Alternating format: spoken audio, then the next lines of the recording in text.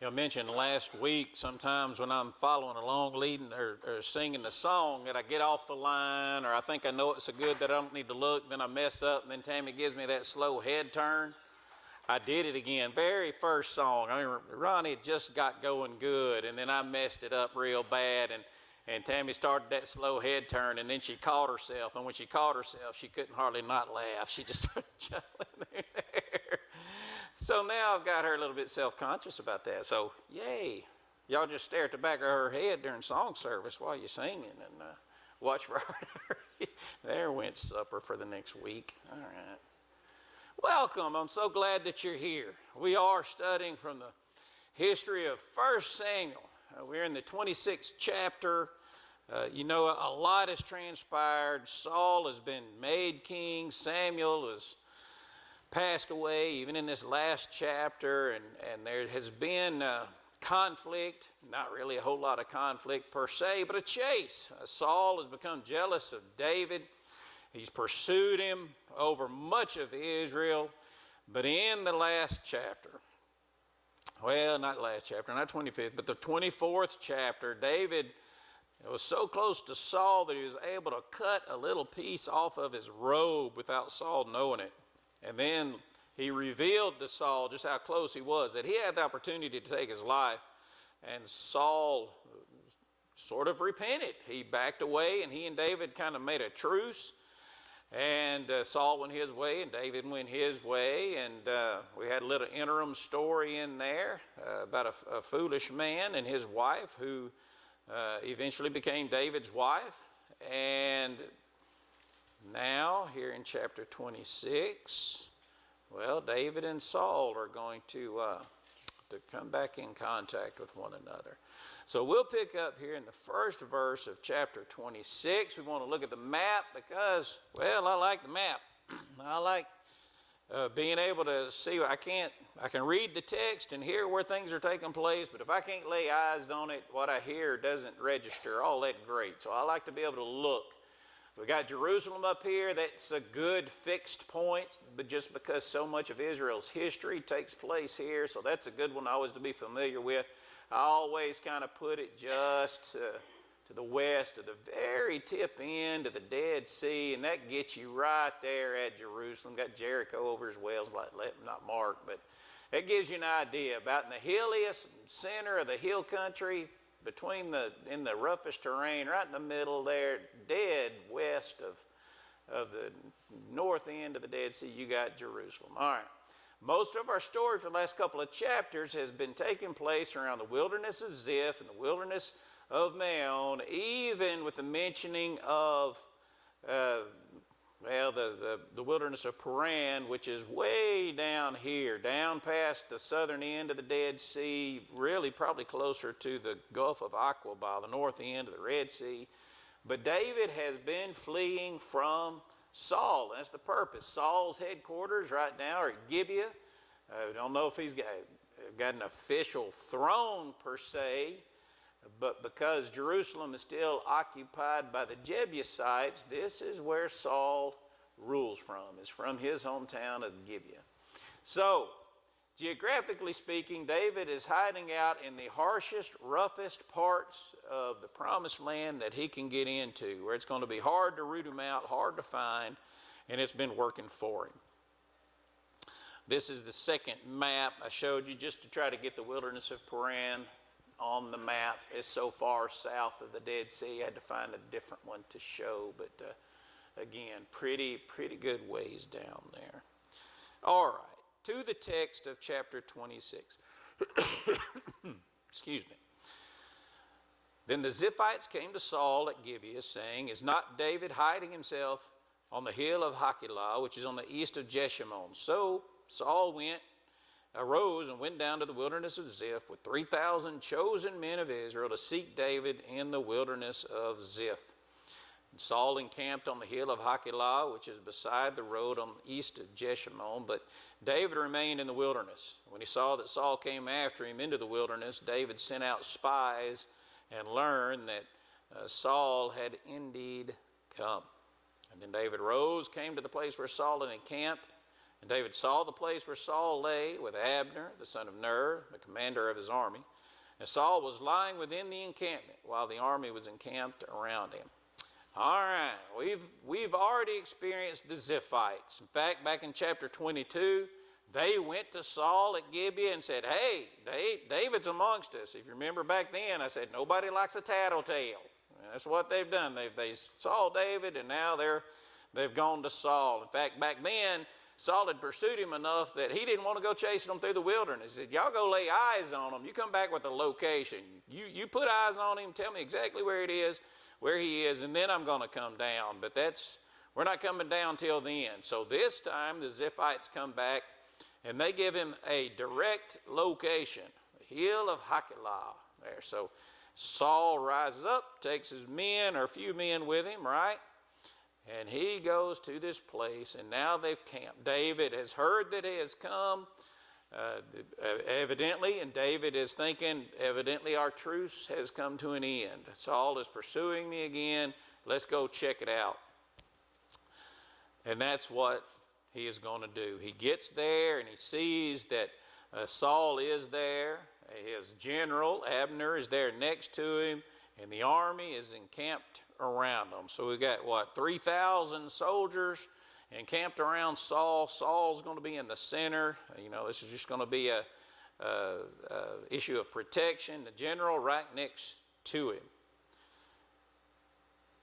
Verse 6, David said to Ahimelech the Hittite and to Joab's brother Abishai, the son of Zeruiah, who will go down with me into the camp to Saul? Abishai said, I will go down with you.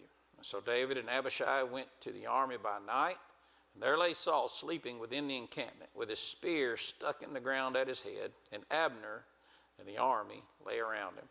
All right, somebody tell me who Abishai is. Who is Abishai? I'm sure you probably have a reference number or such, or if you study Bible, it may actually tell you who he is. He is the son of Zeruiah. I'm not saying that right. Who is she? This is David's sister. Abishai is David's nephew. Abishai is a name that you're going to hear from now all the way through most of David's reign. Even through Absalom's rebellion, you're going to keep hearing about Abishai. He is going to be someone that remains rather close to David and a major part of his military efforts. This is a name that is going to stick, so to speak. All right, so he's volunteered. For what we can tell, this is going to be the first of his military efforts with David. This is sort of marking a beginning of them working together in this kind of capacity. So they go down at night, and they see Saul sleeping in the encampment there. The spear that he likes to throw at people and generally miss is stuck in the ground by his head, along with a jug of water. Got that right there. In fact, I don't even see the jug of water yet. He may not have mentioned that yet. Saul sleeping in the encampment, spear stuck in the ground at his head. No, they're not mentioning the jug of water just yet. Verse 8, Abishai said to David, God has given your enemy into your hand this day. Now please let me pin him to the earth with one stroke of the spear, and I will not strike him twice. David said to Abishai, do not destroy him, for who can put out his hand against the Lord's anointed and be guiltless? Abishai is, if nothing, he is zealous for David, and we kind of understand. He sees this as an opportunity, right? We can bring this pursuit to an end. David can ascend to the throne. We can come out of hiding. We can quit living in the wilderness, this harsh desert. We can get out of all this right now. Let me get him. And this is bold speaker. Let me pin him to the earth with one stroke. I will not strike him twice. It's not going to be necessary. I'm going to get him the first try, David. Just give me the okay. Give me the word. Nod your head, wink, blink twice, do something. Let me know, and we'll end this right now. But David has already come to this conclusion after the last time. When he encountered Saul, he cut that piece of material off of his robe, and he began to he began to understand what's happening here. This is the anointed of God. Then throw in there the last chapter with Abigail and Nabal. David begins to rationalize blood guilt. And we even see this in his language here, down the very last line. Do not destroy him, for who can put out his hand against the Lord's anointed and be guiltless? David learned a valuable lesson in chapter 25 about guilt, about blood guilt, about taking innocent blood. He understands at this point that his rulership, his ordained position as Saul's successor cannot come this way. Now we know, looking ahead, that Solomon's son, Rehoboam, he's going to cause the kingdom to split. You're going to have Rehoboam ruling Israel in the south, the southern kingdom. Jeroboam ruling to the north, ruling Israel. And so a lot of those kings came and went due to treachery within their own household, the people closest to them. Those kingships never fared well. You're not going to earn the support of your nation nor of God by taking the life of the one you're trying to succeed. David does not want blood guilt. He does not want innocent blood on his hands, right? So at this point, David is not ready to take the life of Saul. It's not the honorable thing to do. David said, as the Lord lives, the Lord will strike him down, or his day will come to die, or he will go down into battle and perish. The Lord forbid that I should put my hand out against the Lord's anointed. But take now the spear that is at his head and the jar of water, and let us go. So David rationalizes, he explains it out to Abishai, that Saul's day is going to come, right? He's going to grow old, the Lord will strike him down, he'll die in battle, something will happen to him, but it is not going to be me that does it. But he does something pretty interesting here. It's not quite like cutting the robe off, or cutting a piece of material off the robe, but he takes his spear and his jar of water. Now keep in mind, they're out here in the wilderness, and these two items symbolize survival, the ability to protect oneself and hunt, and water to survive in the desert. However, I mean, we see that those are emblematic, but we also know practically that Saul is the king, and he's got all the water that's there at the camp, and he's got any spear to choose from that he wants.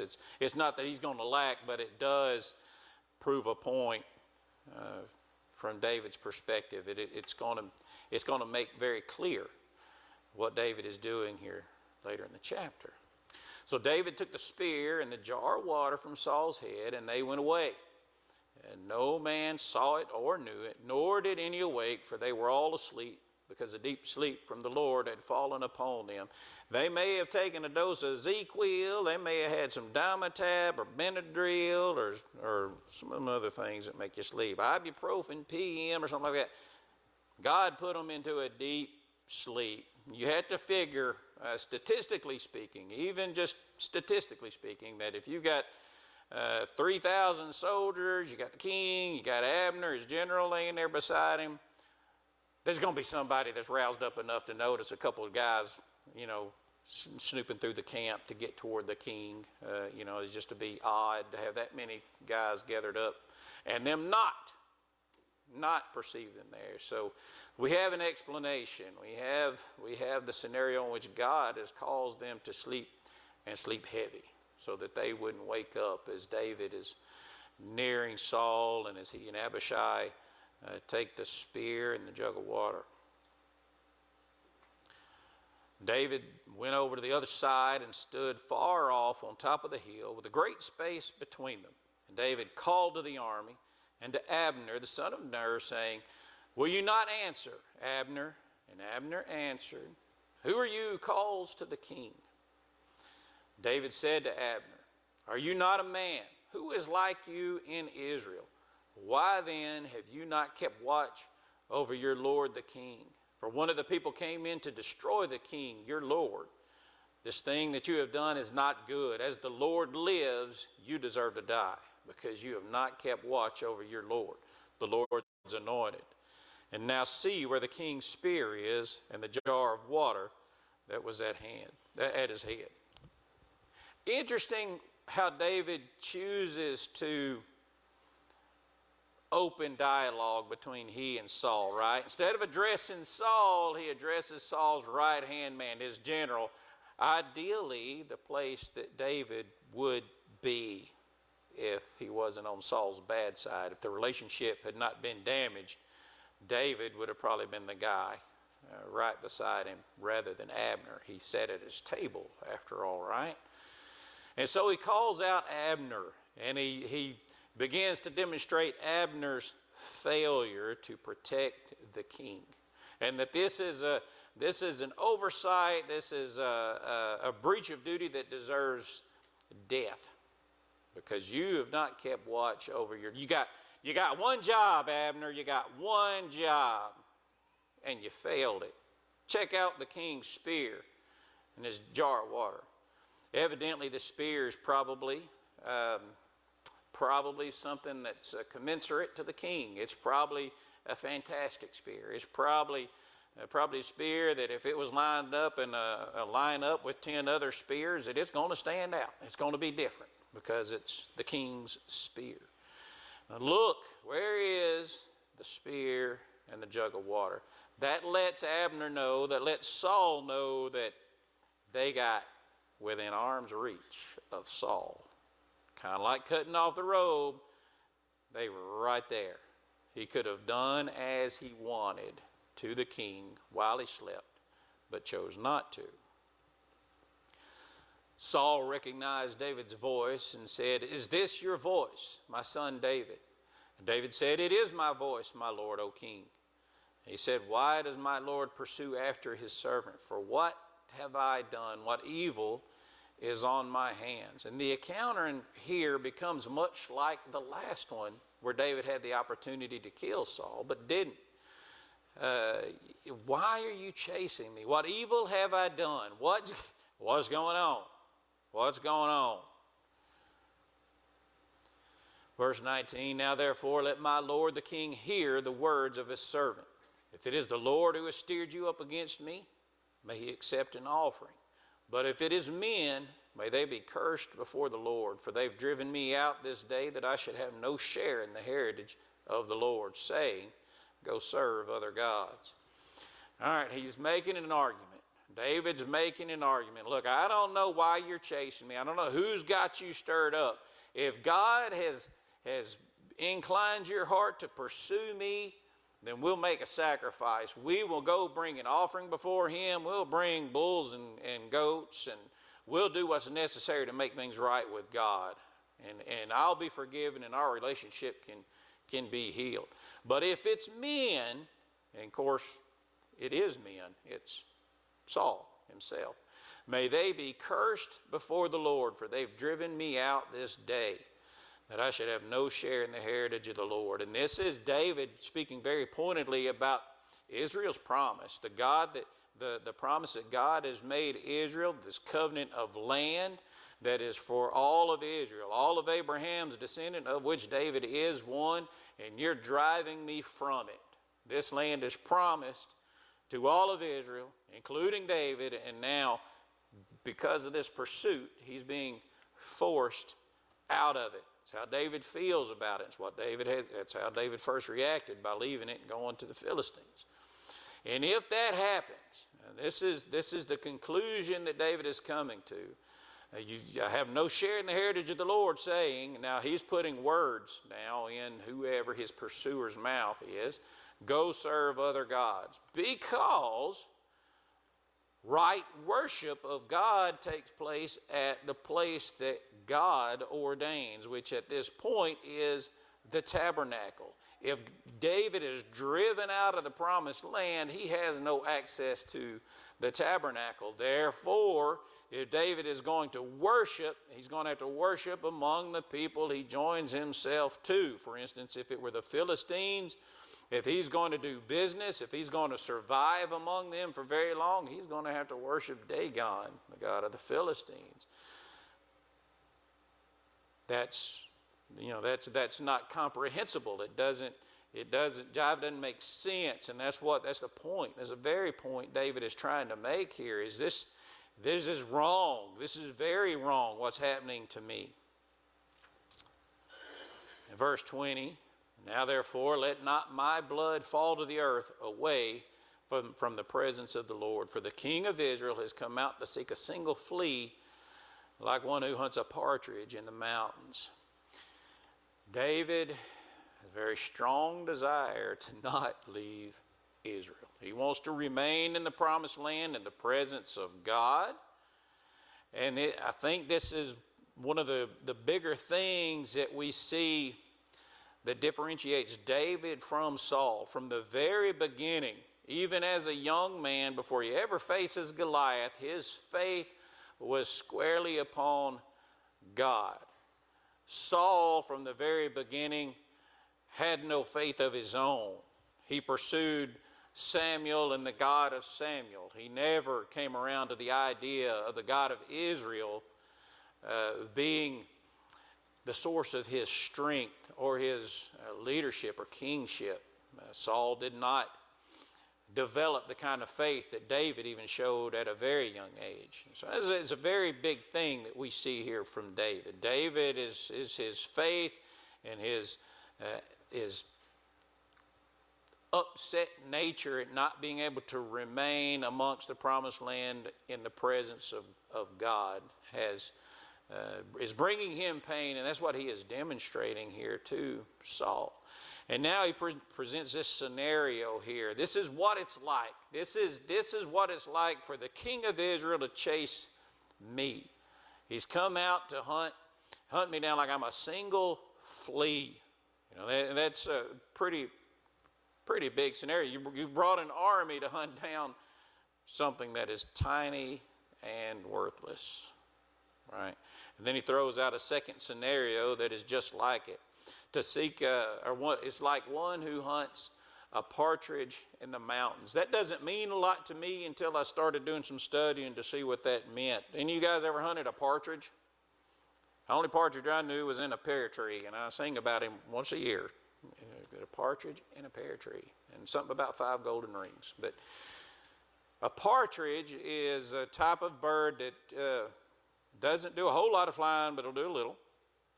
And the way you hunt one, or the way these guys hunted one in Israel, would be to flush him out of a bush, out of his hiding spot, and then to chase him relentlessly. And after just a very few minutes, it didn't take long, but after just a few minutes of chasing that bird would grow exhausted and just fall out. And you pick up your partridge and you got your bird. This is how David is liking himself to what Saul is doing here. Saul you're chasing me like a partridge. You're wearing me out. And it's for no reason, because a partridge isn't worth very much, unless you're, starving to death or something. But this is a huge effort for something or someone who views themselves as so little. So it's really a statement of humility, and it's also heaping, I would say, maybe not necessarily heaping, but it's also exalting Saul and showing the absurdity of the situation at the same time. Saul, again, comes to his senses just like last time. Saul said, I've sinned. Return, my son David, for I will no more do you harm, because my life was precious in your eyes this day. Behold, I've acted foolishly. I've made a great mistake. And we're like, we've heard this before, Saul. Do you mean it this time? Verse 22, David answered and said, here is the spear, O king. Let one of the young men come over and take it. And understandable, he's put a great distance between them. He doesn't want some man of valor, a warrior coming to fetch the spear. He doesn't want to have to face up to anybody. Send one of you young guys over there that you know and I know that if he tries anything silly, that I will defeat him right here in front of all of you, kind of a thing. So David's going to send the spear back to Saul. It's his, his favorite toy. That's his emblem of royalty that he has on him as well. Saul has repented, at least in word, anyway, and has invited David back, to return to him. I'm sure that's not going to happen. Verse 23, the Lord rewards every man for his righteousness and his faithfulness. For the Lord gave you into my hand today, and I would not put out my hand against the Lord's anointed. Behold, as your life was precious this day in my sight, so may my life be precious in the sight of the Lord, and may he deliver me out of all tribulation. Now this is, I like the statement, and I hope I can explain why. David's focus here in this statement that he's making to Saul is on God, God's ability to rescue, God's ability to save, God's ability to show him mercy, and not Saul. Look at verse 24. Behold, as your life, speaking to Saul, as your life was precious this day in my sight, so may my life be precious in, and naturally we would expect David to say, in your sight. But that's not what he says. You would think David would want a reciprocating relationship here. Your life was precious in my sight. I hope that my life will in turn be precious in your, no, in the sight of the Lord. May he deliver me, not the king, not you, Saul. May God deliver me out of all tribulation. He's not relying on Saul's word. He's not relying on Saul's character. He's not relying on Saul's ability to save. He has put his faith in God. And so he doesn't even hint a little bit that he is thankful to Saul for kindness, mercy, or anything like that. He is showing Saul great faith and not giving Saul much credit at all, which we think that's pretty amazing and pretty fantastic, the way he's placed his faith in God. Verse 25, and Saul said to David, blessed be you, my son David. You will do many things and will succeed in them. And so David went his way, and Saul returned to his place. And we'd like to think that Saul recognizes the very thing that we just did, that David is going to do great things and mighty things because of his faith in God. This is where David's strength is. Perhaps this is what Saul is seeing, or maybe this is just Saul's reaction to a favorable situation. His life was rescued, and he's just saying what he needs to say to bring the situation to a close, perhaps. But this is the second time now Saul has acknowledged that David is going to do great things. He's acknowledged that David's going to ascend to the throne, that he's going to rule. And now he accentuates that even a little bit more. You will do many things. You will succeed in them. David went his way and Saul went his way. Saul returned to his place. So they parted ways. David's not going back to the palace or to Saul's house. There's not a renewal of relationship in that sense. What we have is still yet what we would call just a very tentative ceasefire between the two.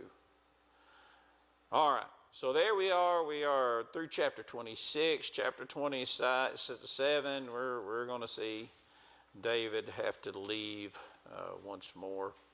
Any thoughts or questions about chapter 26?